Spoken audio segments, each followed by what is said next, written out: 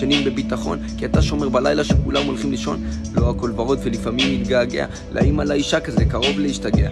אין תנאים וכל הגוף שלי כואב, אבל נשאר שמח כי זה בא לי מהלב. רוצה להיות בבית ולשבת בסלון, לאבד תחושה של זמן, לא לפחד מהשעון, אבל הזמן שלי הגיע ועכשיו תורי לשמור על כל המשפחות שהחיבו להם את האור. לזה לקחו את האח ולהוא לקחו את הילד, לזה לקחו את האבא ולהוא לקחו את הנכד. על עצמי לא מסתכל ומרגיש קצת מהזמן, כי חיים שלמים קדימה לא רוצה להיות חמדן. אז אם אתה מתלבט ולא רוצה להיות לוחם, תגיע תנסה, מקסימום אתה תסיים, אבל תבין את הערך הגדולה שבעניין. יש לך אופי של לוחם, רק תראה שאתה מקצוען אתה יכול, הכל תלוי בך. הגעת ומצאת, תאמין בעצמך.